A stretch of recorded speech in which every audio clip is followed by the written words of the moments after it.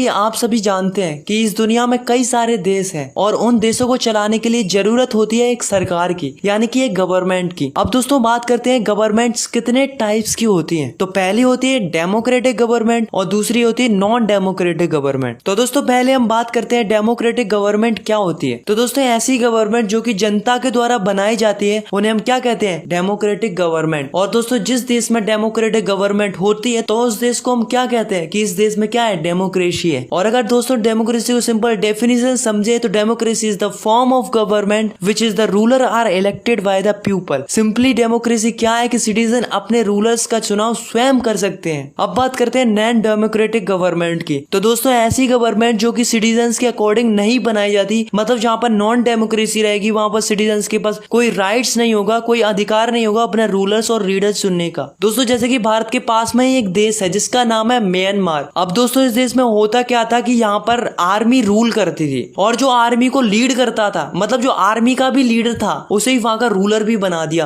किस कंट्री का, म्यांमार का। अब दोस्तों ऐसा तो हुआ नहीं होगा कि सिटीजन्स ने इनको वोट दिया हो, तो इसका मतलब क्या हुआ कि यहाँ पर डेमोक्रेसी हुई कि नहीं हुई, नहीं हुई। सिमिलरली एक और कंट्री है जिसका नाम है चिली। अब चिली में क्या होता है कि इसमें भी एक डिक्टेटर था जिसका नाम था बिनोजी। तो दोस्तों इसको भी लोगों ने इलेक्ट नहीं किया था। तो दोस्तों ये किसका एग्जाम्पल हुआ, ये भी नॉन डेमोक्रेटिक गवर्नमेंट का एग्जाम्पल हुआ। दोस्तों आपने कई बार ऐसी स्टोरीज तो जरूर सुनी होगी जिसमें एक राजा होता था, जब राजा बूढ़ा हो जाता था या फिर राजा की डेथ हो जाती थी तब जो राजा का प्रिंस होता था उसे ही वहां का राजा बना दिया जाता था। और दोस्तों इस सिस्टम को क्या बोलते हैं, मोनार्ची सिस्टम। और दोस्तों यही सिस्टम सऊदी अरेबिया के अंदर भी अपनाया जाता है। अब सऊदी अरेबिया में होता क्या है कि सऊदी अरेबिया में किंग रूल करते हैं। अब जब किंग रूल करते हैं तो इसका मतलब ये तो नहीं है कि उनको सिटीजन्स ने वोट देकर किंग बनाया हो। तो दोस्तों ऐसा नहीं है, बल्कि वो तो इसलिए रूल करते हैं क्योंकि उन्होंने एक रॉयल फैमिली में जन्म लिया है। तो क्या ये मोनार्ची सिस्टम डेमोक्रेटिक है? नहीं है, क्योंकि यहाँ पर किसी के पास कोई ऑप्शन ही नहीं है अपना रूलर चुनने का। सो गाइस डेमोक्रेसी क्या होती है, जिसमें लोग अपने लीडर्स का स्वयं चुनाव कर सकते हैं। और नॉन डेमोक्रेसी क्या होती है, जिसमें किसी के पास कोई राइट नहीं होता अपना रूलर चुनने का।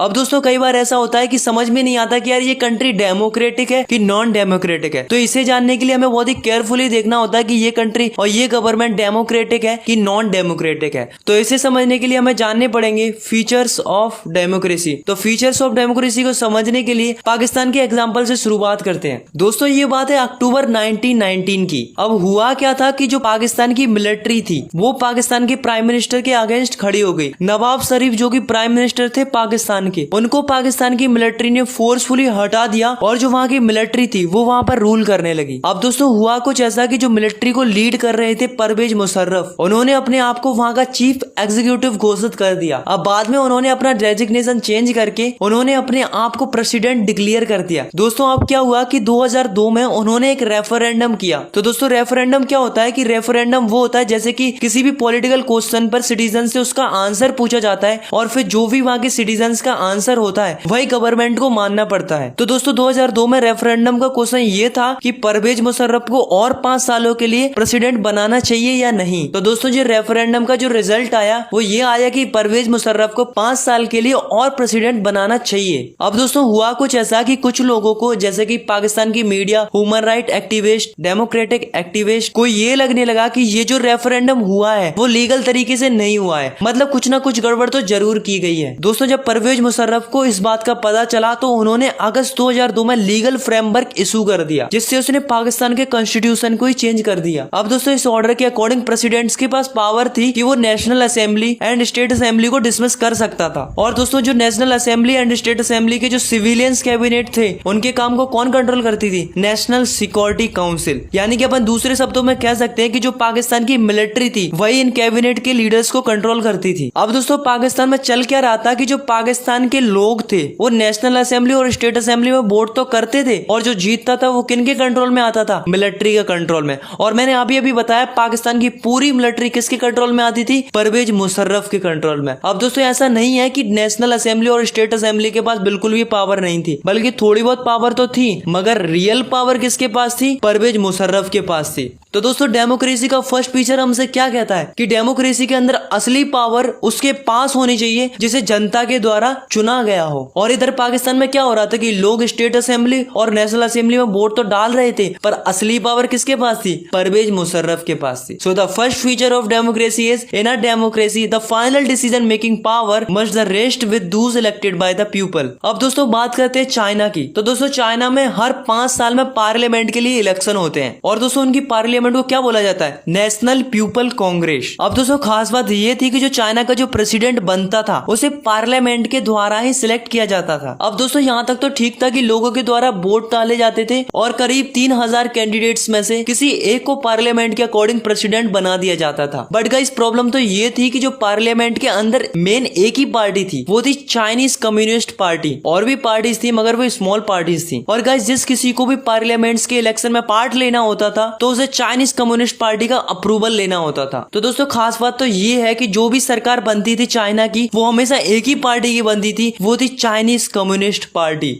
अब आप खुद ही सोचो, अगर एक ही पार्टी की सरकार हमेशा बनेगी तो क्या होगा? छोटी पार्टीज और नई पार्टीज को चांस नहीं मिलेगा और ना ही कैंडिडेट्स के पास चॉइस होगी और ना ही सिटीजन्स के पास। अब आप एक और एग्जांपल को देखो जिससे आपको बिल्कुल क्लियर हो जाएगा कि डेमोक्रेसी का सेकंड फीचर क्या है। तो दोस्तों ये एग्जाम्पल है मैक्सिको का। तो दोस्तों मैक्सिको में होता क्या था कि वहां पे हर 6 साल में प्रेसिडेंट के लिए इलेक्शन होते थे और दोस्तों वहां पर कभी भी मिलिट्री ने और डिक्टेटर ने रूल नहीं किया था। वहां पर इलेक्शन होते और जो जीतता उसे वहां का प्रेसिडेंट बना दिया जाता था। मगर दोस्तों हैरानी की बात तो ये थी कि 1930 से जब से मैक्सिको आजाद हुआ था तब से 2000 तक इलेक्शन एक ही पार्टी ने जीते हैं जिसका नाम था PRI यानी कि इंस्टीट्यूशनल रिवोल्यूशनरी पार्टी। और भाई जब एक ही पार्टी सारे इलेक्शन जीतेगी तो इस डर के कारण कुछ पार्टी तो इलेक्शन लड़ती भी नहीं थी और जो लड़ती थी वो कभी जीत नहीं पाती थी। अब दोस्तों आखिर ऐसा क्यों हो रहा था? तो दोस्तों ऐसा इसलिए हो रहा था क्योंकि जो PRI जो पार्टी थी वो जीतने के लिए किसी भी हद तक चली जाती थी और कई सारे डर्टी ट्रिक्स का इस्तेमाल करती थी इलेक्शन को जीतने के लिए। जैसे कि जो भी गवर्नमेंट ऑफिसर्स होते उनको अपनी पार्टीज की मीटिंग्स में बुलाती थी और जो भी गवर्नमेंट स्कूल के टीचर्स होते थे उनको जबरदस्ती फोर्स किया जाता था जिससे टीचर्स बच्चों के पेरेंट्स को PRI में वोट डालने के लिए इंकरेज करें। और दोस्तों PRI जो पार्टी थी वो काफी ज्यादा पैसा भी स्पेंड करती थी अपने कैंडिडेट्स के एडवर्टाइजमेंट्स के लिए, जिससे क्या होता था जितनी भी न्यूज और मीडिया होती थी वो केवल PRI की अच्छी अच्छी बातें ही टेलीकास्ट करती थी और बाकी पार्टीज को इग्नोर किया जाता था। और तो और दोस्तों कई बार तो ऐसा होता था कि लास्ट मिनट में आकर जो अपोजिशन पार्टीज के पोलिंग बूथ होते थे उन्हें एक जगह से दूसरी जगह शिफ्ट कर दिया जाता था, जिससे क्या होता था कि वोट डालने में सिटीजन्स को काफी ज्यादा दिक्कत फेस करनी पड़ती थी। अब भाई इन सब कंडीशंस को देखने के बाद आप समझ गए होंगे कि भाई अपोजिशन पार्टीज के पास तो कोई चांस ही नहीं था जीतने का। तो भाई देख रहे हो क्या हालत थी। तो दोस्तों आपने पहले एग्जाम्पल में देखा कि चाइना के लोगों के पास चॉइस नहीं थी क्योंकि वहां पर एक ही पार्टी थी जो की थी चाइनीज कम्युनिस्ट पार्टी। और दोस्तों यही एक पार्टी थी जो की कैंडिडेट्स को अप्रूव्ड भी करती थी। और दूसरे एग्जांपल में आपने देखा कि मैक्सिको के पास कई सारी पार्टीज की चॉइस तो थी मगर सिटीजन्स अपनी पसंद की पार्टीज को चूज नहीं कर पा रहे थे क्योंकि जो PRI थी वो पैसों की दम पर और पावर के बेसिस पर कई सारी डर्टी ट्रिक्स का इस्तेमाल करके इलेक्शन को जीतती थी। तो गाइज आप खुद ही बताओ कि जो ये इलेक्शन हुआ है क्या वो फेयर तरीके से हुआ है? नहीं ना। अगर होते तो शायद बाकी पार्टीज भी इलेक्शन को जीत सकती थी। तो दोस्तों इन दोनों एग्जाम्पल से हमें डेमोक्रेसी का सेकंड फीचर मिलता है जो कि है a democracy must be based on a free and fair election where those are currently in a power have a fair chance of losing। मतलब ये दोस्तों हम अपनी कंट्री को डेमोक्रेटिक तभी कह सकते हैं जब हमारे इलेक्शन फ्री एंड फेयर हो। मतलब अगर सिंपल शब्दों में कहें तो इलेक्शन फ्री होने चाहिए और हॉनेस्टली होने चाहिए जिसमें हारने और जीतने की प्रोबेबिलिटी बराबर होनी चाहिए। ऐसा नहीं होना चाहिए कि एक ही पार्टी मिसलीड करके हमेशा जीतती रहे और दूसरी पार्टीज को मौका ही ना मिले। सो इलेक्शन फ्री एंड फेयर होने चाहिए। तो दोस्तों आप समझते हैं थर्ड फीचर ऑफ डेमोक्रेसी। तो दोस्तों इसे समझाने के लिए मैं आपको कुछ कंट्रीज के एग्जांपल देता हूं। तो दोस्तों उस कंट्री का नाम है सऊदी अरेबिया जिसे आप अच्छे से जानते हैं। अब दोस्तों इस कंट्री में होता क्या था कि 2015 से पहले सऊदी अरेबिया की किसी भी वुमेन को वोट डालने का अधिकार ही नहीं था। ऐसे ही एक और कंट्री और है जिसका नाम है एस्टोनिया। तो एस्टोनिया में क्या होता है कि एस्टोनिया में सिटीजन्स रूल ऐसे बनाए गए हैं कि जो रशियन माइनॉरिटी है उसे डिफिकल्टी फेस करनी पड़ती थी वोट डालने में। दोस्तों ऐसे ही एक और कंट्री है जिसका नाम है फिजी। फिजी में ऐसा इलेक्टोरल सिस्टम है कि वहाँ के जो इंडिजीनियस फिजी है उनकी जो वोट वैल्यू होगी वो इंडियन फिजी के कंपैरिजन में काफी ज्यादा होगी। जैसे कि एग्जांपल के तौर पे आप मान लो कि दो कैंडिडेट है,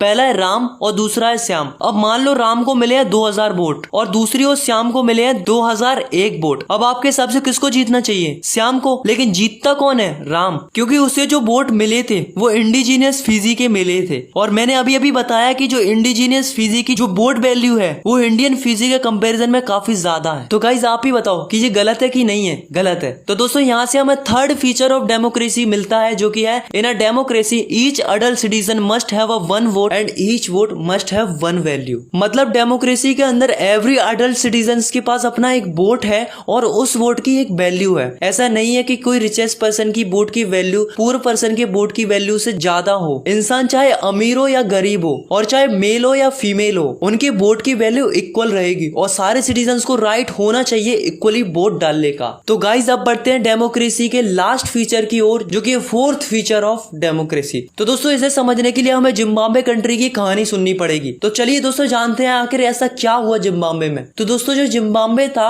वो ब्रिटेन की कॉलोनी थी और जो जिम्बाब्वे के लोग थे उनके ऊपर व्हाइट माइनॉरिटी रूल करती थी। मतलब जो ब्रिटेन के जो गोरे लोग थे वो जिम्बाब्वे के सिटीजन्स पर रूल करते थे। दोस्तों 1980 एक ऐसी ईयर थी जब जिम्बाब्वे को इन व्हाइट माइनॉरिटी से आजादी मिली थी। मतलब 1980 को जिम्बाब्वे इंडिपेंडेंट हो चुका था और दोस्तों जब से देश आजाद हुआ है तब से एक ही पार्टी ने जिम्बाब्वे पर रूल किया है, जिसका नाम है ZANU-PF। दोस्तों इस पार्टी ने जिम्बाब्वे की आजादी में अहम भूमिका निभाई थी। दोस्तों तब से ये देश आजाद हुआ है तब से एक ही लीडर रूल करता आ रहा है, जिसका नाम है रॉबर्ट मुगाबे, जो कि काफी ज्यादा पॉपुलर था। लेकिन ये इलेक्शन को फेयर तरीके से नहीं लड़ता था, बल्कि काफी सारी अनफेयर प्रैक्टिसेस का इस्तेमाल करता था इलेक्शन को जीतने के लिए। जैसे कि जो रॉबर्ट मुगाबे था उसने कई बार कॉन्स्टिट्यूशन में चेंजेस लाए, क्योंकि वो चाहता था कि मेरे पास ज्यादा से ज्यादा पावर आ जाए। और दोस्तों जो अदर पार्टीज के कैंडिडेट्स होते थे उनको हरेस किया जाता था और दोस्तों उनकी जो मीटिंग्स होती थी उनको भी डिस्टर्ब किया जाता था। दोस्तों अगर सिटीजन्स गवर्नमेंट्स के अगेंस्ट खड़े होकर प्रोटेस्ट करें तो उसे भी इलीगल माना जाता था। और दोस्तों जितनी भी जिम्बाब्वे की न्यूज एंड मीडिया थी उसे भी जिम्बाब्वे की गवर्नमेंट ने कंट्रोल करके रखा था। अब जो भी न्यूज दिखाई जाती थी वो गवर्नमेंट के फेवर में ही आती थी और गवर्नमेंट जैसा चाहती थी वैसा ही होता था। और तो और दोस्तों अगर कोर्ट भी गवर्नमेंट के अगेंस्ट कोई जजमेंट देता था तो गवर्नमेंट उसे इग्नोर करती थी और जो जज होते थे उनके ऊपर भी प्रेशर डाला जाता था। मतलब जिम्बाब्वे में कोर्ट की कोई वैल्यू ही नहीं थी। पर भाई ऐसा कब तक चलता?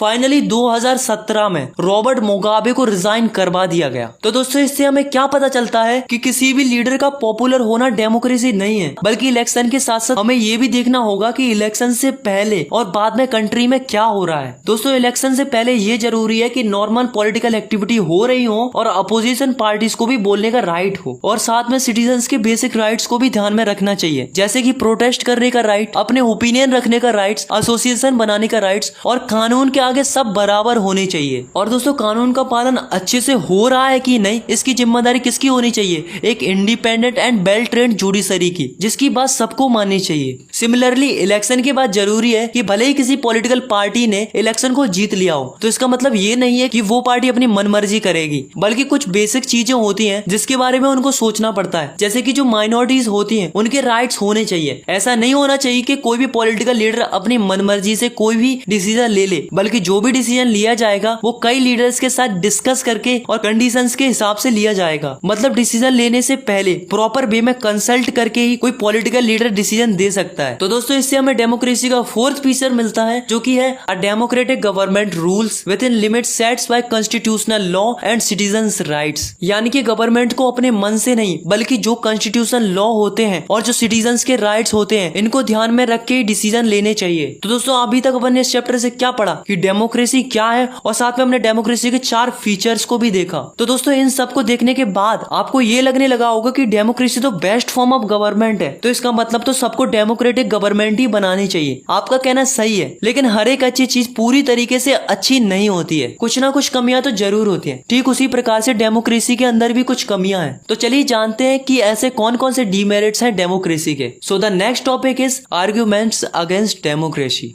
तो दोस्तों पहला डीमेरिट तो यही है कि जो हमारे लीडर्स होते हैं वो हर समय बदलते रहते हैं। अब बदलने से क्या लॉस होता है कि जो गवर्नमेंट की स्टेबिलिटी होती है उस पर काफी ज्यादा फर्क पड़ता है और साथ में अनस्टेबिलिटी भी बनी रहती है। और अनस्टेबिलिटी के कारण जो बड़े बड़े डिसीजंस होते हैं उन्हें लेने में गवर्नमेंट को दिक्कत फेस करनी पड़ती है। दूसरा डीमेरिट ये है कि आप तो जानते ही है कि डेमोक्रेसी में कई सारी पार्टीज होती है और दोस्तों इलेक्शन को जीतने के लिए पार्टीज के बीच में कंपटीशन एंड पावर प्ले होता रहता है, जिससे आम सिटीजन को काफी ज्यादा डिस्टर्बेंस डिसीजंस होता है। थर्ड डिमेरिट ये है कि डेमोक्रेसी में कोई भी डिसीजन लेने से पहले कई लोगों के साथ कंसल्ट करना पड़ता है, जिसकी वजह से कोई भी काम को करने में डिले हो जाता है। अब बात करते हैं फोर्थ डिसएडवांटेज की। तो जो लीडर इलेक्ट होकर आए होते हैं और उन्हें आपके बारे में और आपके इंटरेस्ट के बारे में बिल्कुल भी एक्सपीरियंस नहीं होता है, जिसकी वजह से बहुत से गलत डिसीजन भी ले लिए जाते हैं, जो कि सिटीजन्स के लिए काफी ज्यादा प्रॉब्लमेटिक साबित हो सकते हैं। दोस्तों, जैसा कि हम सभी जानते हैं कि कंट्री में करप्शन तो होता ही है, लेकिन हम इसे खत्म नहीं कर सकते, बल्कि कम जरूर कर सकते हैं। तो डेमोक्रेसी का फिफ्थ डिसएडवांटेज क्या है कि डेमोक्रेसी में कई सारी पार्टीज के बीच में कंपटीशन बना रहता है, जिसके कारण कई सारे लोग हैं और कैंडिडेट्स हैं और पार्टीज हैं, वो जीतने के लिए करप्शन का इस्तेमाल करती हैं। और जो लास्ट डिसएडवांटेज बचता है वो है कि जो ऑर्डिनरी पीपल होते हैं उन्हें ज्यादा नॉलेज नहीं होती है डेमोक्रेसी की। उन्हें पता नहीं होता कि कौन सा लीडर हमारे लिए अच्छा होगा और कौन सा बुरा होगा। इस चक्कर में कुछ लोग गलत लीडर्स को चूज कर लेते हैं, जिस वजह से बाकी लोगों को भी लॉस होता है। दोस्तों, कई सालों पहले ऐसा नहीं होता था। पहले क्या होता था, वोट डालने का अधिकार उन्हीं लोगों को होता था जो कि वेल एजुकेटेड होते थे और उनमें समझ होती थी कि कौन सा लीडर हमारे लिए सही है और अच्छा है। और दोस्तों, प्रेजेंट टाइम में हमारी डेमोक्रेसी राइट टू इक्वालिटी को फॉलो करती है और करना भी चाहिए, क्योंकि वोट डालने का अधिकार सबको मिलना चाहिए। फिर भी ये हमारे लिए एक डिसएडवांटेज तो है ही। आई होप आपको ये डेमोक्रेसी के 6 डिसएडवांटेज या फिर अपन कह सकते हैं आर्ग्यूमेंट्स या फिर ये भी कह सकते हैं डीमेरिट समझ में आ गए होंगे। तो दोस्तों, ऐसा नहीं है कि डेमोक्रेसी के पास कोई मैजिकल पावर है कि वो सारी कंट्री की प्रॉब्लम को सॉल्व कर सके। तो क्या फिर कोई और ऐसी गवर्नमेंट है जो कि डेमोक्रेसी से बेटर है, जो हम चूज कर सकते हैं अपनी कंट्री के लिए? तो चलिए देखते हैं क्या कोई ऐसी गवर्नमेंट है जो कि डेमोक्रेटिक गवर्नमेंट से भी अच्छी हो सकती है। और साथ में हम ये भी जानेंगे कि डेमोक्रेसी के होने से क्या क्या एडवांटेज मिलते हैं।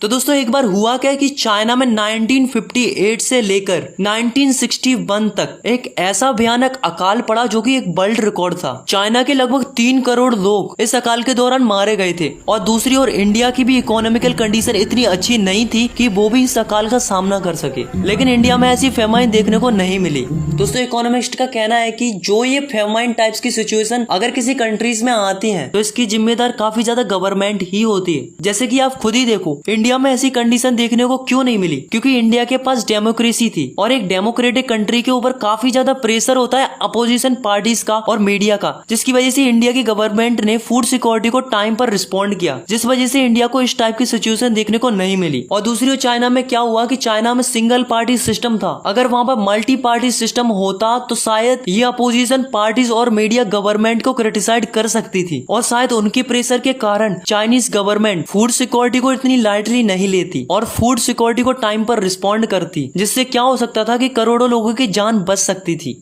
तो ये एक पॉजिटिव एडवांटेज है डेमोक्रेसी का, that is a democratic government is a better government because it is the more accountable form of government. और दोस्तों, एक और अच्छी बात है डेमोक्रेसी की, भले ही डिसीजन मेकिंग में टाइम लगता है क्योंकि इतने सारे लोगों से कंसल्ट करना होता है और सबकी बात सुनी जाती है, इसलिए जो भी प्रॉब्लम होती है उसके बारे में सब लोग डिस्कस करते हैं ताकि फाइनली एक अच्छा डिसीजन सिटीजन्स के लिए ले सके। It means democracy improve the quality of decision making. और इसी से हमें डेमोक्रेसी का थर्ड एडवांटेज मिलता है जो कि democracy provide the method to deals with the differences and conflicts. Guys, एक बात तो हम सभी जानते हैं कि सोसाइटी में अलग अलग प्रकार के लोग रहते हैं और हम ये भी जानते हैं कि उनके ओपिनियन भी अलग अलग होते हैं, जिससे उन दोनों के बीच में कॉन्फ्लिक्ट होना आम बात है। अब मान लो कहीं ऐसा हो जाए कि जो पावरफुल है उसका ही ओपिनियन सुना जाएगा और जो कमजोर है उसका ओपिनियन नहीं सुना जाएगा, तो क्या होगा? तो ये होगा कि कोई हैप्पी नहीं रहेगा और ऐसा करने से लोग बहुत टाइम तक एक दूसरे के साथ नहीं रह पाएंगे। तो दोस्तों, डेमोक्रेसी अच्छी है क्योंकि डेमोक्रेसी में कोई परमानेंट लूजर नहीं होता और ना ही कोई परमानेंट विनर होता है। यहाँ सब अपने अपने ओपिनियन रख सकते हैं और सबके ओपिनियन मैटर करते हैं। तो ये तो बात हुई गवर्नमेंट की और सोसाइटी की। तो दोस्तों, सबसे ज्यादा जो फायदा होता है वो हम जैसे नॉर्मल पर्संस को ही होता है, मतलब जो नॉर्मल सोसाइटी में लोग रहते हैं उनको ही सबसे ज्यादा फायदा होता है, because the democracy enhance the dignity of citizens. क्योंकि अगर हम पॉलिटिकल इक्वालिटी की बात करें तो जब हम अपना रूलर चुनते हैं तो सब इक्वल होते हैं, चाहे कोई जितना भी अमीर हो और चाहे वो कितना भी गरीब हो और चाहे कोई जितना भी पढ़ा लिखा हो और चाहे कोई कितना भी अनपढ़ ही क्यों ना हो, सबके पास ताकत है अपना खुद से एक रूलर चुनने की। तो फाइनली हमें क्या पता चलता है democracy is the better than other form of government because it allow us to correct its own mistakes.